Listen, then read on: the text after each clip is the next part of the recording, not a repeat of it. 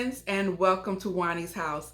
So guys, in today's But for First Coffee is going to be a little different because yesterday actually all week I ran a blank. I could not think of any topics, and so I was like, what can I talk about for this week's But First Coffee? And nothing came to mind. So I put a question out on my community tab asking you guys to share with me some things, some topics that we can talk about. And I got quite a few topics. So I have some about wanting to know about my first love. I have some that asking about myself and Mr. B.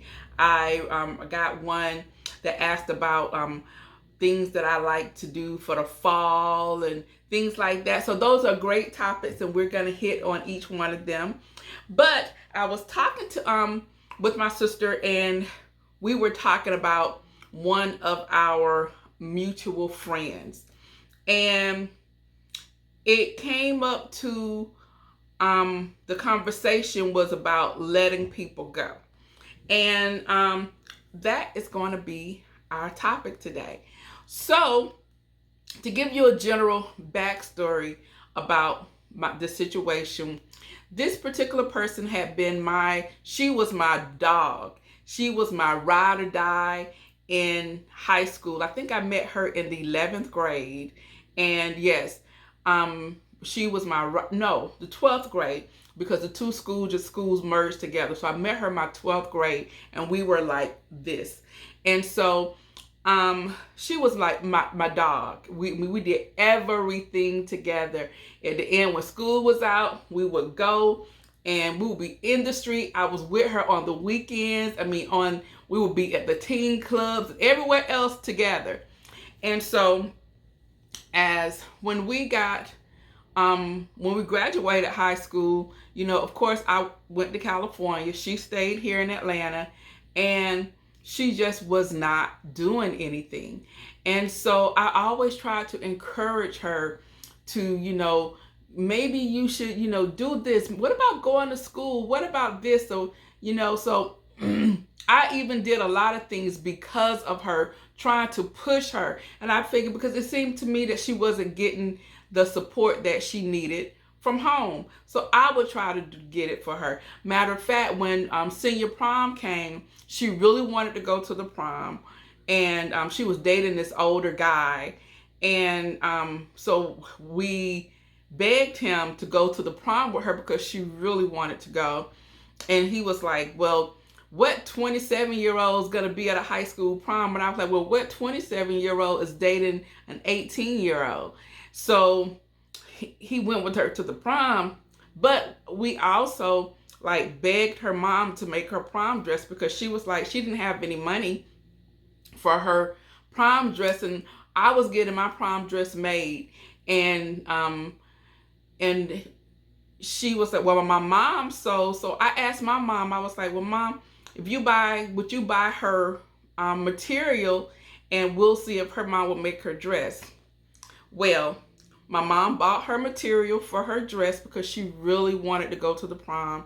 And we had to beg her mom to make the dress. So it was just like she just did not have the support. And her mom could really sew. Her mom waited to the day of, the day or two before, to actually start making her dress. And the dress was beautiful. It was beautiful. It looked great on her. She had a Coca-Cola shaped body. It would look great on her. And they looked really nice going to the prom. So after, we graduated or whatever, like I said, we went our separate ways, but I always kept in touch with her. And when I came home for the spring break or for the summer, of course, I'm going to be with my girl. So, the first year, we was all in the street, happy to be together, going to the clubs, doing all the stuff, things that young people do. But after a while, you start growing up, and sometimes you outgrow people. And so for a while, when I was in school, she came, the guy who I was dating was like, he could get her a job. And I was like, okay, everything is set. He talked to his supervisor. Don't think he need to come in, because she would have been driving the buses. And only thing you need to come in, they're going to help you get your CDL, this and that, whatever. And prior to me leaving, she went, she was talking about she had a bunion on her foot. And I said, don't deal with that now, because I said, once you get on here, you're going to get your own insurance. Because she was like, well, I'm on my mom's insurance or whatever. I was like, well, you're about to have your own insurance. So you about to make your own money. So don't do it. You just need to make it to LA to get for this job interview. So we got her, the guy I was dating got her a ticket on the bus and had her come across country from Atlanta to Los Angeles. And guys, when she was getting off the bus, why was she hopping? Because she had went and got the surgery. I had just left her a couple of days prior. I don't think it was even a week. I had left her. So she knew that she was getting that procedure, first of all. And secondly, she did not tell me that she had done this. So when she getting off the bus, she is hopping and on crutches. And I'm like, and so he's looking at me and I'm like, what happened? Long story short, she could not go to the job interview because of her foot. So she was like, well, I can drive a bus. I can still drive a bus. I was like, not with no crutches. So she sabotaged that. So in the interim, we was like, okay, well, let's let your foot heal. And then he was gonna have her go back into the office. I mean, go back to interview. And her foot got infected from the trip from Georgia to Los Angeles. So they had to go back in, cut some more off, whatever. So now she was on her mom's insurance, using it out there. But the thing, at the same time, I was still in school. So what she thought that I was going to do was I was going to stay out of school and nurse her. No, because that was not the plan. The plan was for you to come, get the position. We were going to get an apartment, and then that's how we was going to roll. But yeah. Okay, so after that, we fell out and I didn't see her for years. But in the meantime, she still kept in contact with my sister. Now, my sister, I am the one that I would drop you in a minute. I would drop you and you wouldn't know it. That's me. And you don't have that many times to dog me over or to do something with you just don't. Because I don't have time for nonsense. So I should have been done with her then, but she was my dog. She was my girl. And so when I went home, my sister had been still talking to her, and I said, so she was like, she said, she's been asking about you. And I was like, oh, I said, well, you know what? She said, well, her mom has been asking about you. I said, well, when I go to Atlanta, I'm going to go by there and I'm going to go and see her mom, because I was coming down because another one of my girlfriend was graduating with her master's. So I was coming down for her graduation. Guys, when I saw her, I was just like, I was happy to see her, but I was like dismayed because she was at the same place that I had left her 8 years ago. And she was like, you're always judging me. You have to crawl before you walk. And I was like, yes. I said, but you have been dragging for years. When are you going to take the first step? And I'm like, I'm not judging you. It's just that I see more in you that obviously you see in yourself. So we talked or whatever, and she wanted to go to the beauty supply store. And I was like, okay, I'll take you to the beauty supply store, no problem. So I took her to the beauty supply store, guys. We go into the beauty supply store. I look around. I think I bought something. And we come back out. When we get back in the car, she pulls out from up under her sleeves some relaxer. And my eyes, popped out of my head. And I was like, where did you get that from? You bought that? And she was like, no. I said, are you kidding me? I'm like, girl, I said, if you would have gotten caught, I would have went to jail and wouldn't have known nothing. I said, with my job, I can't get in any type of problem, no troubles like that. And so she was like, well, I forgot what she said, But so I was like, you know what? I got you. So I took her back home, dropped her off, and she was like, when you coming back tomorrow? I haven't been back since. I was done. That was your 2 times. Actually, it was 3 another time I hadn't told you about. But that's 3 times that I have given you, and you have showed me who you are. Now I see. Because the first times I had blinders on because you were my girl. This last time, now you affecting my livelihood. I can't deal with you like that. So she is still saying to my sister, I sure do miss Juani, and I don't understand what I did so bad. I don't understand why she doesn't call me and all this other stuff. And so she was like, well, Juani, she really misses you, whatever. I'm like, And so she was like, she said, well, does she know why you mad at her? I said, I don't know, but she should. I don't feel like I should have said anything to her about why I was upset with her.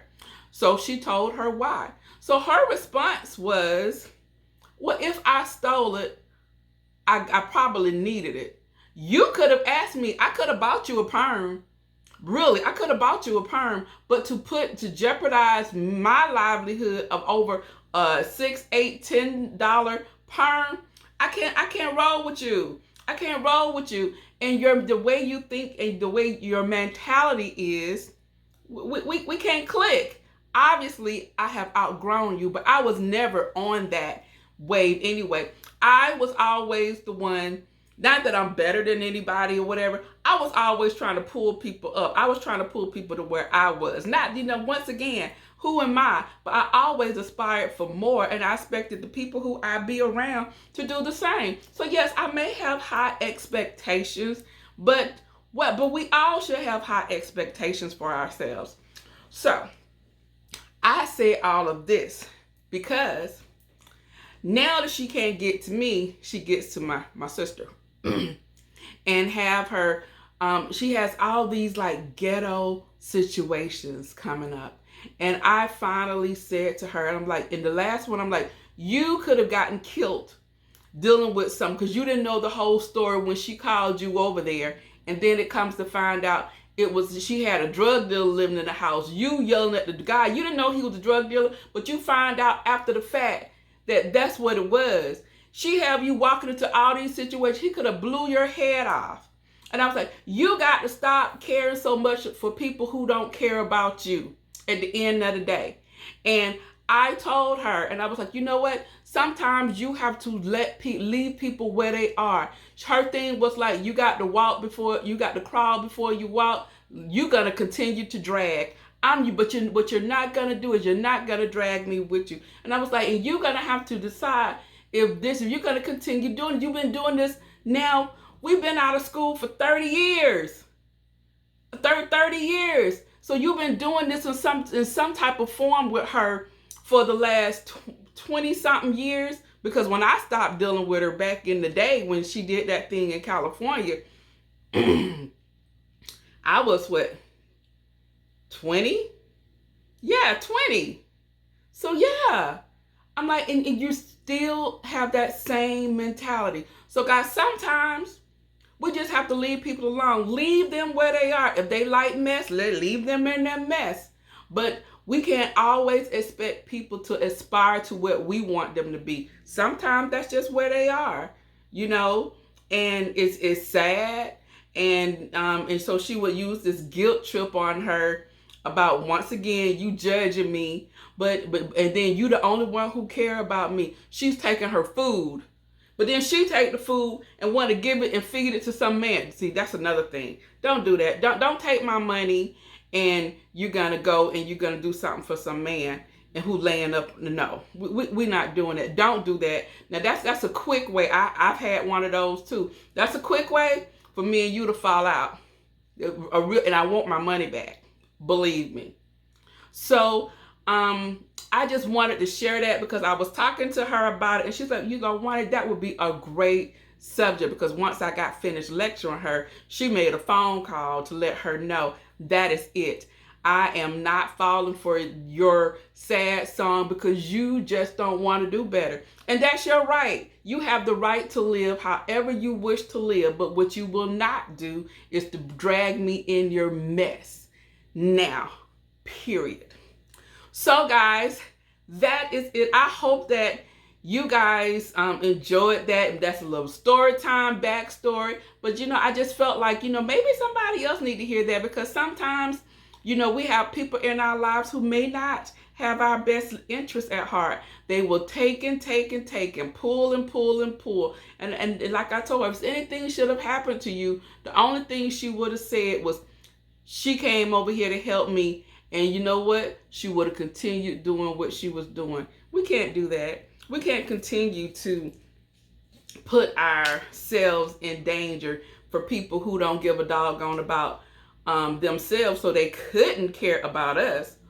So that's it. So today, because I could not think of a topic, we don't have any coffee, so we sipping on water.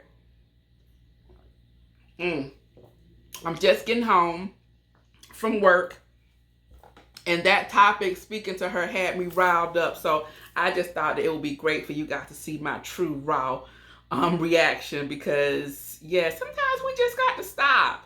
We have to stop.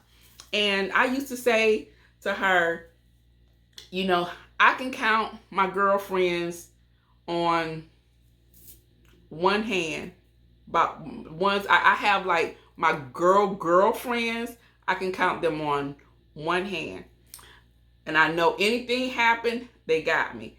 I have a group of friends over here. If something happened and I was like, look, this is what I need, they got me. So I probably say I have like 7 girlfriends, good girlfriends. But we don't have time for that. We need to aspire for more. And we can't continue to let people pull us down. All right, guys. So I hope you enjoyed today's video. If you did, please give me a thumbs up. If you are new to Juani's house, I would love for you to subscribe. So go ahead, hit that subscribe button as well as that notification bell, so that you won't miss out on any of my upcoming uploads. Also, guys, come on over and check me out on my Instagram. You can find me over there at Juani's house, just like it is here. Hit that follow button, and then you will be in the know as to what is to come over here at Juani's house.